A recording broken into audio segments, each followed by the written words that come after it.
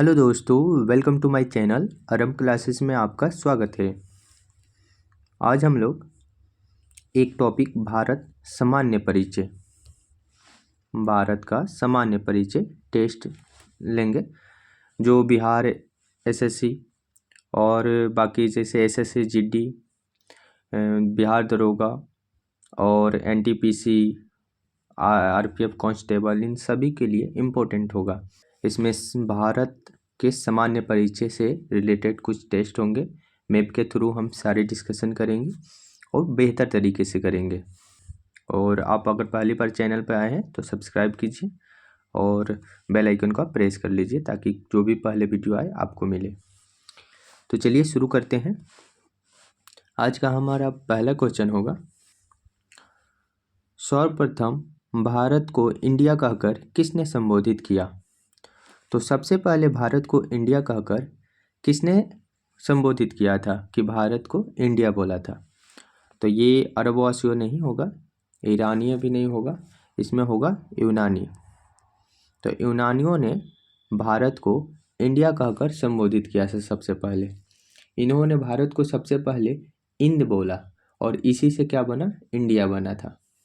वहीं ईरानियों का अगर बात करें तो ईरानियों ने सबसे पहले हिंदुस्तान बोला था, तो इन्हीं को द्वारा हिंदुस्तान बोला गया है। तो ये बात याद रखिए, किनके द्वारा? ईरानियों के द्वारा। जबकि इंडिया किनके द्वारा? तो यूनानियों ने इंडिया शब्द का उपयोग किया। तो इसका राइट आंसर सी हो जाएगा। अगला क्वेश्चन देखते हैं, भारतीय उपमहाद्वीप में कौन सम्मिलित नहीं है? यहाँ नहीं पूछा है कि भारतीय जो उपमहाद्वीप है, इसके साइड साइड में ये सब लेंगे जो उपमहाद्वीप, इससे रिलेटेड, इससे सटे हुए देश, तो इसमें कौन शामिल नहीं है? तो मुख्यतः पाकिस्तान शामिल है, भूटान शामिल है, नेपाल शामिल है। कई बार हम लोग श्रीलंका को भी शामिल करते हैं और कई जगह इसको नहीं लिया जाता है। तो अगर इस चारों ऑप्शन से उपयुक्त अगर इसका सटीक आंसर देखें तो यहाँ पर श्रीलंका हम बोल सकते हैं। हालांकि कई जगहों पे ये चारों को भी उपमहाद्वीप की श्रेणी में रख लिया जाता है। अगर देखें तो ये दक्षिणी एशियाई का बात आता है, इसमें दक्षिणी एशियाई का बात, तो उसमें इन चारों देशों को लिया जाता है, जबकि म्यांमार और चीन को नहीं लिया जाता है। और आपको बता दें कि ऐसा ही एक सार्क संगठन की स्थापना हुआ है। सार्क, आप लोगों ने पढ़ा होगा, सार्क संगठन है जिसकी स्थापना हुई है। और इसमें जो देश हैं वो दक्षिणी एशियाई क्षेत्रीय संगठन संघ के देश हैं और इसका मुख्यालय काठमांडू, नेपाल में है। तो ये कुछ बातें हैं सार्क से, जिसमें दक्षिणी एशियाई देश ही शामिल है। तो इसमें कौन सा आंसर हो जाएगा? श्रीलंका। अगला क्वेश्चन देखते हैं, उत्तर प्रदेश राज्य की सीमा भारत के कितने राज्यों को स्पर्श करती है? तो उत्तर प्रदेश राज्य, ये आपका दिखेगा यहाँ पे, ये है उत्तर प्रदेश। तो उत्तर प्रदेश की जो सीमा है कितने राज्यों से स्पर्श करती है? तो आप यहाँ देख सकते हैं उत्तराखंड, यहाँ पे उत्तराखंड है, यहाँ होगा हरियाणा, यहाँ राजस्थान, यहाँ मध्य प्रदेश, फिर यहाँ पर अगर आएंगे तो झारखंड हो जाएगा, बिहार हो जाएगा, यहाँ पे दिल्ली भी है। इस तरह से अगर चारों तरफ अगर मिलाएंगे, जोड़ेंगे, तो कुल 8 देश होंगे, 8 राज्य होंगे, 8 राज्यों से उत्तर प्रदेश की सीमा लगती है। वहीं अगर यूटी की बात करें तो एक दिल्ली जो है, यहाँ पर दिल्ली, एक यूटी, दिल्ली में भी इसकी सीमा लगती है। तो इस तरह से 8 राज्य और एक यूटी के साथ उत्तर प्रदेश की सीमा लगती है। अगला क्वेश्चन देखते हैं, भारत की जल सीमा क्षेत्र कहाँ तक फैली हुई है? तो भारत की जो जल क्षेत्र सीमा है वो कहाँ तक है?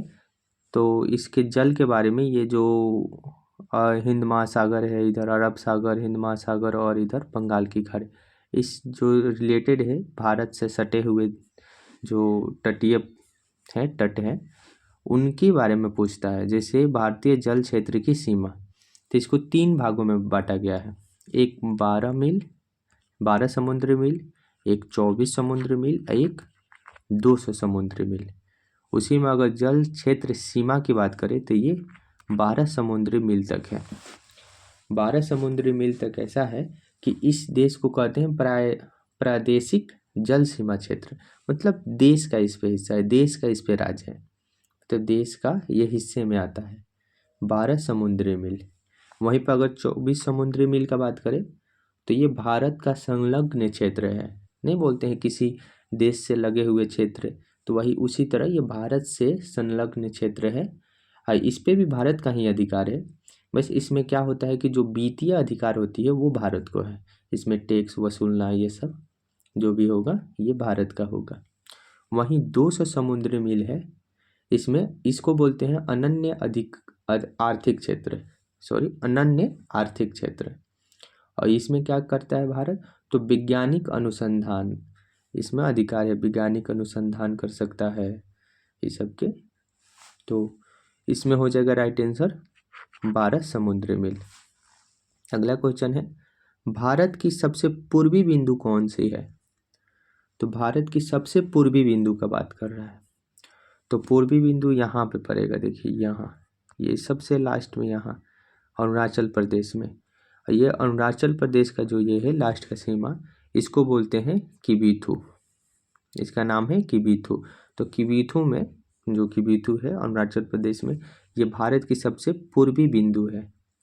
वहीं अगर पश्चिमी बिंदु का बात करें यहाँ गुजरात में, जो कच्छ जिला में है, ये होगा गुहार मोती, जैसे ये यहाँ दिया हुआ है ये गुहार मोती, तो गुहार मोती ये कहाँ है, तो ये गुजरात में है।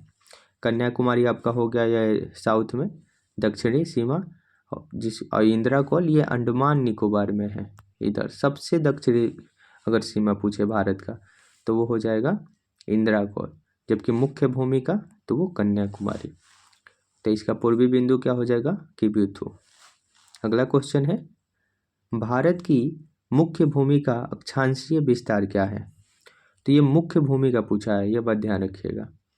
अगर मुख्य भूमि का पूछे तो ये मुख्य भूमि में आएगा यहाँ कन्याकुमारी से लेकर इसे चलते चलते यहाँ तक जम्मू कश्मीर के ऊपर यहाँ, तो ये पूरा जो क्षेत्र है लद्दाख तक, ये लद्दाख पूरा, तो कन्याकुमारी से लेकर लद्दाख का ये क्षेत्र जो है यही होता है भारत का मुख्य भूमि क्षेत्र। जबकि अगर ये अंडमान निकोबार इधर लक्षद्वीप ये सबको जोड़ दे तो ये संपूर्ण हो जाता है, संपूर्ण भारत।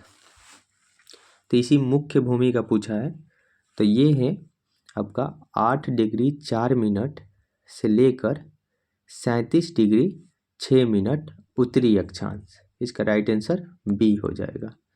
8 डिग्री 4 मिनट से लेकर 37 डिग्री 6 मिनट उत्तरी अक्षांश, याद रखिएगा। तो ये क्या है, अक्षांशीय विस्तार। और ये उत्तर में है, यहाँ कर्क रेखा जो नीचे जाती है, मतलब विषुवत रेखा, उसी के ये उत्तर में है, इसीलिए उत्तरी अक्षांश होगा। तो इसका राइट आंसर बी हो जाएगा। और वहीं अगर संपूर्ण भारत का पूछा होता तो इसका आंसर हो जाता 6 डिग्री 4 मिनट से लेकर 37 डिग्री 6 मिनट उत्तरी अक्षांश, अर्थात ए आंसर इसका हो जाता।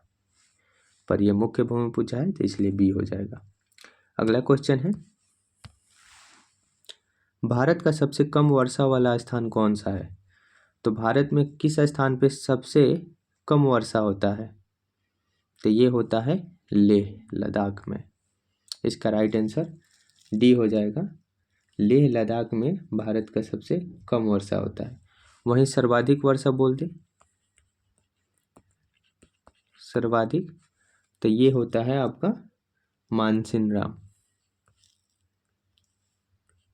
मानसिन राम। तो मानसिन राम में जो पड़ता है मेघालय में, यहाँ सर्वाधिक वर्षा होता है, जबकि कम वर्षा लेह में होता है। अगला क्वेश्चन है, भारत का देशांतरीय स्थिति क्या है? तो भारत का देशांतर स्थिति पूछ रहा है, इसे मिटा देते हैं। तो भारत का देशांतर स्थिति क्या है? देशांतर में आ जाएगा, जैसे ये जो इस तरह कटता है, ये है देशांतर विस्तार, जो यहाँ से लेकर इधर ये देखेंगे, ये देशांतर रेखाएं हैं। यही यहाँ से ये इधर विस्तार जो है ये अरुणाचल प्रदेश से लेकर गुजरात तक, इसी का पूछ रहा है कि ये इसकी स्थिति क्या है। तो भारत में इसकी स्थिति है 68 डिग्री 7 मिनट से लेकर 97 डिग्री 25 मिनट पूर्वी देशांतर, क्योंकि मानक समय जो है इधर मेन ग्रीनविच लाइन है जो, उससे हम लोग पूरब में है, तो पूरब में इसीलिए क्या हो जाता है पूर्वी देशांतर। और उसकी स्थिति क्या हो जाएगी, तो 68 डिग्री 7 मिनट से लेकर 97 डिग्री 25 मिनट पूर्वी देशांतर। इसका राइट आंसर बी हो जाएगा। अगला क्वेश्चन है, भारत का संलग्न क्षेत्र सीमा कहाँ तक फैली है। तो भारत का संलग्न क्षेत्र सीमा, ये जो जल सीमा है, अभी इसके बारे में हम लोग बात किए थे, तो उसी में संलग्न जो सीमा है वो 24 समुद्री मील है, 24 समुद्री मील। इसका राइट आंसर बी हो जाता है। वही 12 क्या था, प्रादेशिक जल सीमा क्षेत्र था। तो इसका राइट आंसर बी है, 24 समुद्री मील भारतीय संलग्न क्षेत्र। संलग्न मतलब लगे हुए, ये याद रखिएगा। पहला होगा प्रादेशिक जल सीमा, मतलब देश का हिस्सा, उसी में संलग्न होता है। उसके बाद जो पड़ोसी उससे आगे चलते हैं तो, और उससे आगे जब चलते हैं तो हमारा क्या हो जाता है अनुसंधान केंद्र, जहाँ पे हम लोग वैज्ञानिक अनुसंधान करते हैं, कोई शोध करते हैं, तो वो 200 मील तक होता है। उसका क्या है 200 समुद्री मील। तो इसका राइट आंसर बी हो जाएगा। अगला क्वेश्चन है, भारत का औसत समुद्री तल का मापन किस तट से किया जाता है। तो भारत का औसत समुद्री तट का मापन है जो तल, तो इस जैसे समुंदर में क्या होता है कि थोड़ी स्तर बढ़ते घटते रहती है, तो उसी के ध्यान में रख के इसकी तल की मापन की जाती है कि इसमें क्या गहराई है, क्या ऊंचाई है। तो ये किस तट को लेकर मापन की जाती है, किस तट से औसत समुद्री तल निकाला जाता है।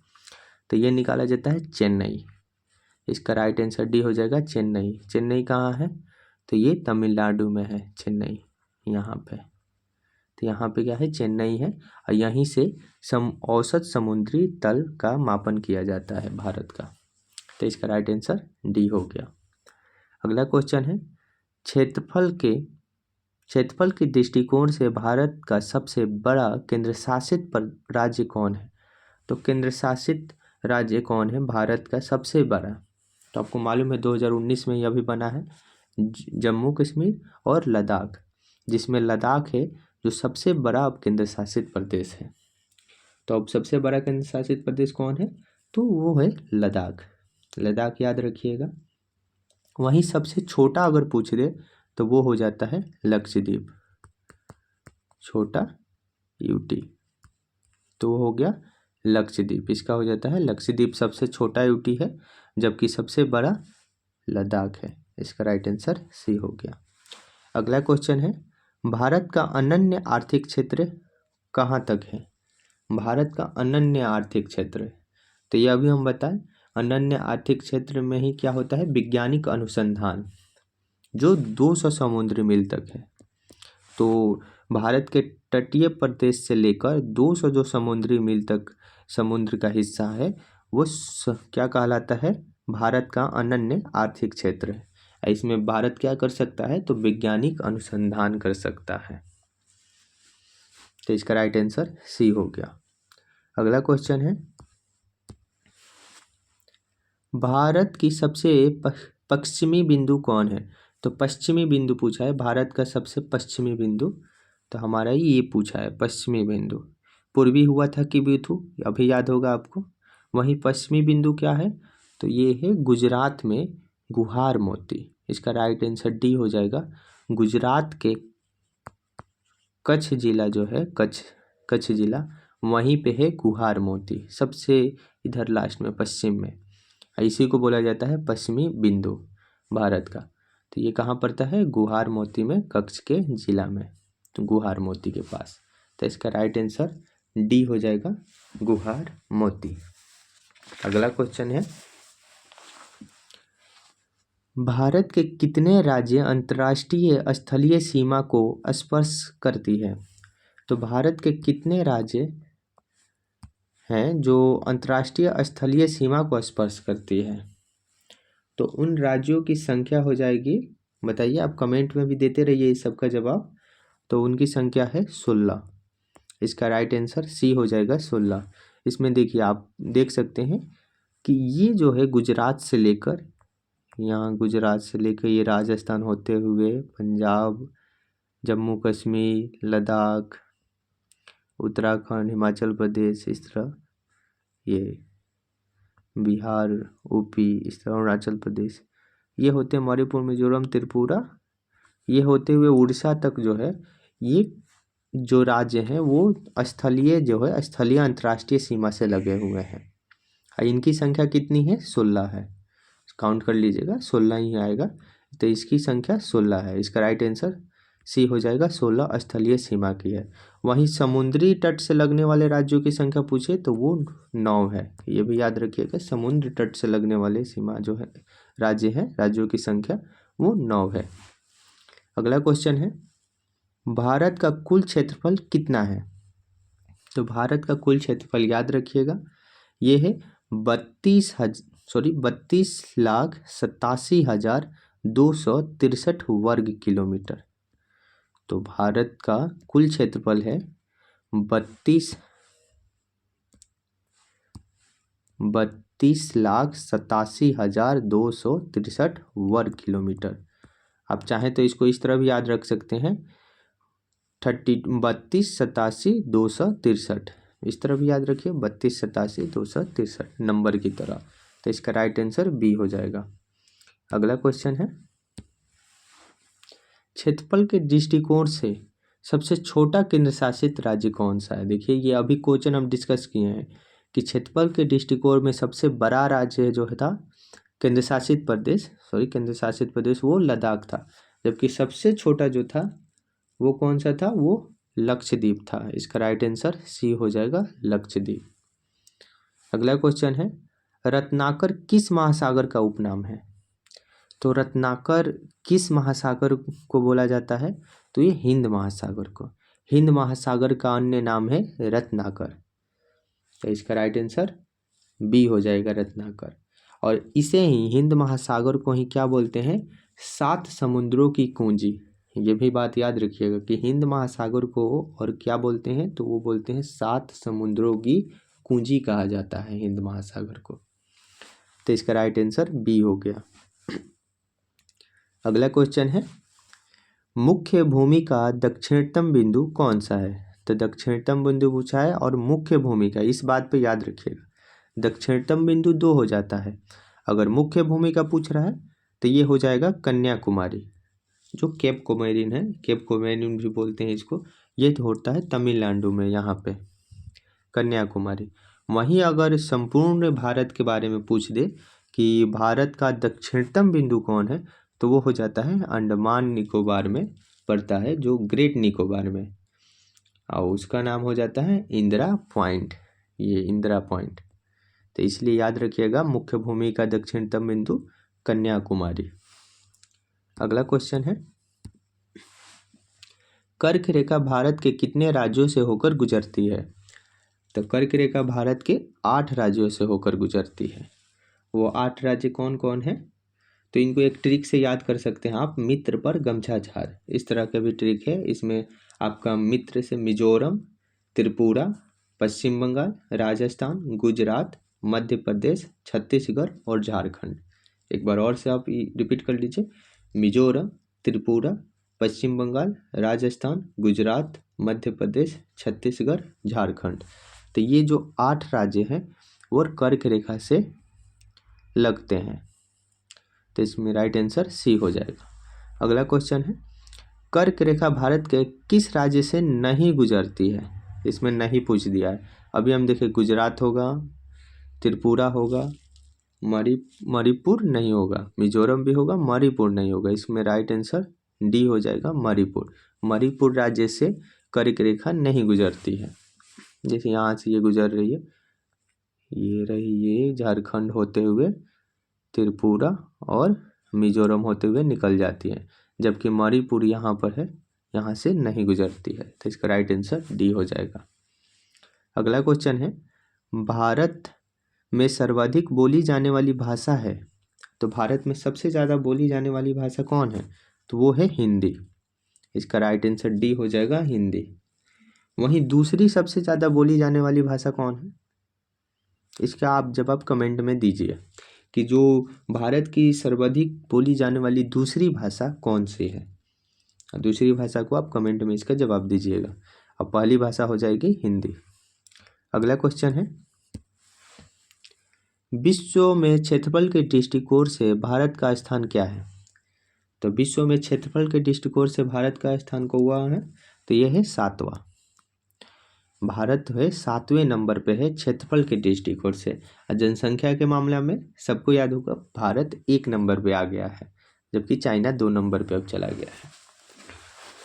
तो इसमें जो 7 देश है वो कौन कौन से है, तो सबसे जो बड़ा है देश रूस है, उसके बाद कनाडा, उसके बाद अमेरिका, उसके बाद चीन, उसके बाद ब्राज़ील और सब 6 नंबर पे है ऑस्ट्रेलिया, और 7वें नंबर पे आ जाता है नाम भारत का। तो भारत क्षेत्रफल के दृष्टिकोण से 7वां स्थान है। अगला क्वेश्चन है, भारत की दक्षिणतम बिंदु भूमध्य रेखा से कितनी दूर है। तो भारत का जो दक्षिणतम बिंदु है यहाँ पे अंडमान निकोबार में, जो ग्रेट निकोबार में है, इंदिरा पॉइंट। तो इंदिरा पॉइंट से जो है वो भूमध्य रेखा का दूरी कितना है, तो ये है 876 किलोमीटर, 876, इस तरह याद रखिए 876, 876 किलोमीटर। इसका राइट आंसर सी हो जाता। अगला क्वेश्चन है, भारत की सबसे बड़ी जनजाति कौन है। तो भारत की सबसे बड़ी जनजाति भील है। फिलहाल 2011 के जनगणना के अनुसार सबसे बड़ी जनजाति जो है वो है भील। इसका राइट आंसर हो जाएगा बी, भील। और सबसे दूसरी जो जनजाति है, सबसे बड़ी दूसरी जनजाति वो है गोंड। गोंड सबसे दूसरी बड़ी जनजाति है, जबकि पहली भील हो जाएगी। अगला क्वेश्चन है, हिमालय किस प्रकार का पर्वत है। तो हिमालय वलित पर्वत है। सबको मालूम होगा कि हिमालय क्या है, तो एक प्रकार का वलित पर्वत है। और वलित पर्वत किसे बोलते हैं, तो जो मुर्दार, इसको मुर्दार पर्वत भी बोलते हैं। और वलित मतलब फोल्डेड, जो फोल्ड हुआ होता है, फोल्ड की तरह होता है, तो इसी को वलित पर्वत बोलते हैं। यह एक नवीन पर्वत होता है क्योंकि इसका अभी भी विकास हो रहा है। तो हिमालय क्या है, नवीन पर्वत है, इसका अभी भी विकास हो रहा है, इसकी ऊंचाइयाँ अभी बढ़ रही है, आपको सुनते होंगे। तो इसका राइट आंसर सी हो जाएगा, वलित पर्वत। हिमालय कैसा है, तो एक वलित पर्वत है। अगला क्वेश्चन है, 82.5 डिग्री पूर्वी देशांतर रेखा कहाँ से गुजरती है। अर्थात 82 डिग्री 30 मिनट की ये जो रेखा है वो कहाँ से गुजरती है, तो ये नैनी से गुजरती है। और नैनी कहाँ पड़ता है, तो उत्तर प्रदेश के प्रयागराज का एक पड़ोसी शहर है, वही है नैनी। तो उत्तर प्रदेश के प्रयागराज के पास में है नैनी। और यहीं से पूर्वी देशांतर रेखा 82.5 डिग्री गुजरती है। जैसे यहाँ से आपका हो गया ये पूर्वी देशांतर रेखा 82.5 डिग्री, तो इसका राइट आंसर हो जाता है ए, नैनी। वहीं कितने राज्यों से ये गुजरती है, तो 5 राज्यों से। 5 राज्यों से पूर्वी देशांतर 82.5 डिग्री रेखा गुजरती है। अगला क्वेश्चन है, भारत को सर्वप्रथम हिंदुस्तान किसने कहा। तो भारत को सबसे पहले हिंदुस्तान ईरानियों ने कहा था, जबकि इंडिया यूनानियों ने। तो इसका राइट आंसर बी हो जाएगा, ईरानी। अगला क्वेश्चन है, 82.5 डिग्री पूर्वी देशांतर रेखा जो भारत का मानक समय रेखा है, कुल कितने राज्यों से होकर गुजरती है। तभी बताएं, 5 राज्यों से होकर गुजरती है। तो भारत का मानक समय रेखा जो है 82.5 डिग्री पूर्वी देशांतर, ये 5 राज्यों से होकर गुजरती है, जिसमें 3 राज्य हैं प्रदेश लगे हुए, जैसे उत्तर प्रदेश, ये रहा उत्तर प्रदेश, उसके बाद है मध्य प्रदेश, उसके बाद है आपका आंध्र प्रदेश। तो ये 3 राज्य हैं, और साथ में याद रखिएगा छत्तीसगढ़ और उड़ीसा। तो ये 5 राज्य जो टोटल है, यहीं से गुजरती है 82.5 डिग्री पूर्वी देशांतर रेखा, जो भारत का मानक समय रेखा है। और भारत का जो समय है वो कितने समय आगे है, तो 5.5 घंटे आगे है ग्रीनविच से। तो इसका राइट आंसर हो जाएगा बी। एक समुद्री मील कितना बराबर होता है, एक समुद्री मील कितने के बराबर होता है? तो एक समुद्री मील में होता है 1.852 किलोमीटर, अर्थात 1.852 किलोमीटर, करीब 2 किलोमीटर से थोड़ा सा कम जो है वो एक समुद्री मील के बराबर होता है। तो इसका राइट आंसर सी हो जाएगा। अगला क्वेश्चन है, भारत की कुल स्थलीय सीमा की लंबाई कितनी है? तो भारत की कुल स्थलीय सीमा की लंबाई पूछ रहा है, ये इसकी लंबाई पूछ रहा है, स्थलीय सीमा की लंबाई। तो स्थलीय सीमा की लंबाई हो जाएगी 15,200 किलोमीटर। तो इसका राइट आंसर बी हो जाएगा 15,200 किलोमीटर। अगला क्वेश्चन है, भारत का सर्वाधिक वन आच्छादित राज्य कौन है? तो किस राज्य में सबसे ज़्यादा वन है? तो वो है मध्य प्रदेश में।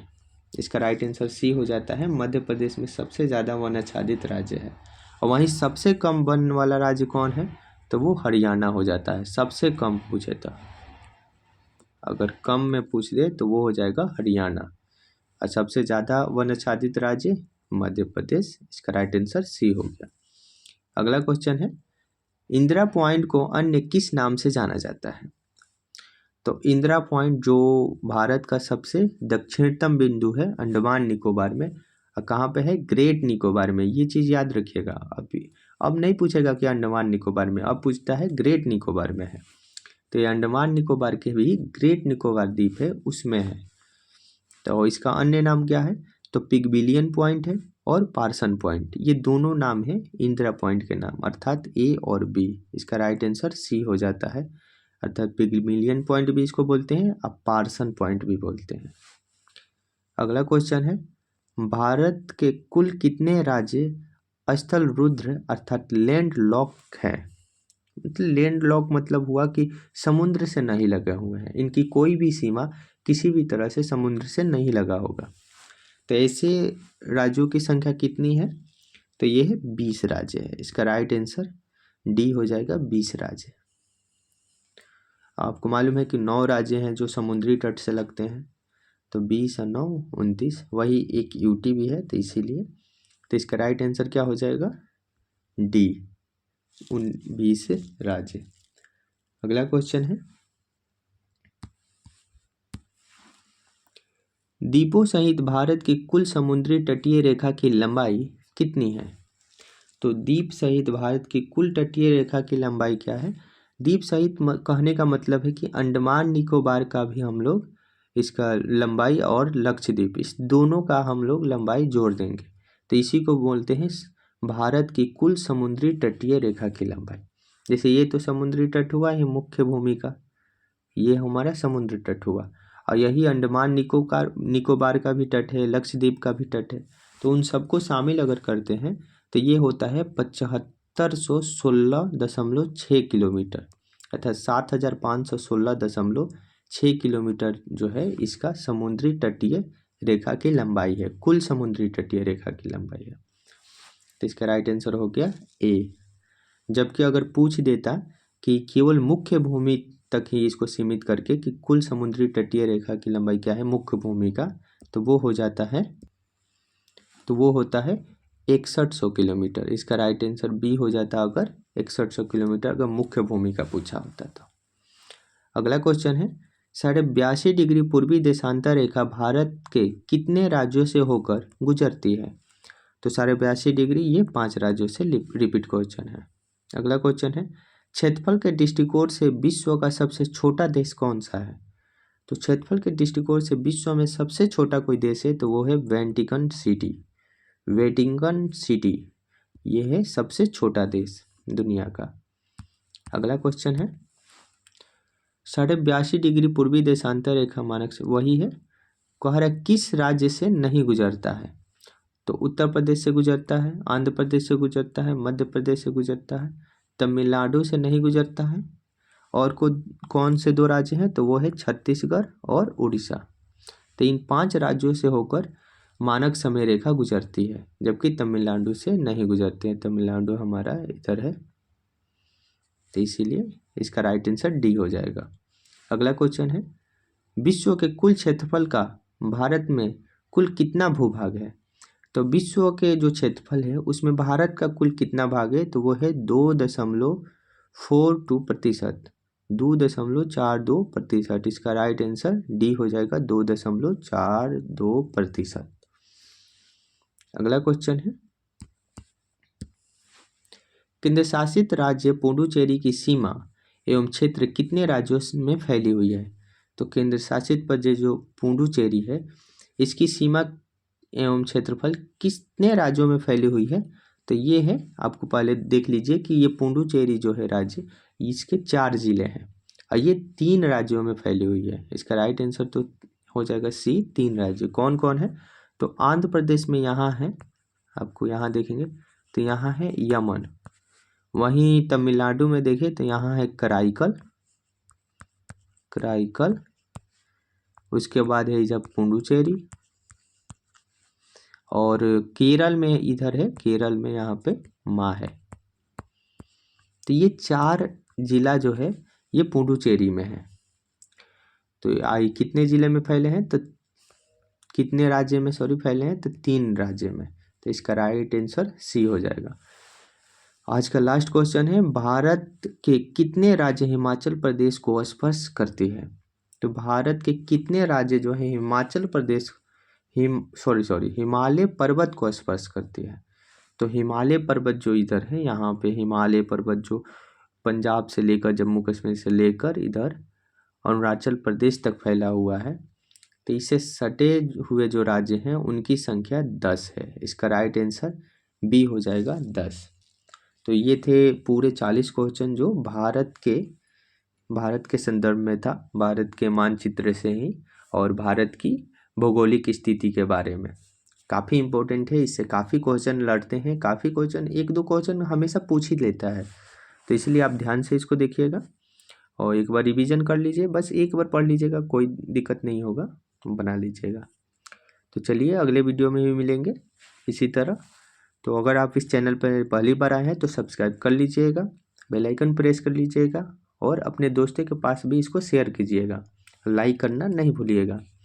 तो चलिए मिलते हैं अगले वीडियो में। जय हिंद।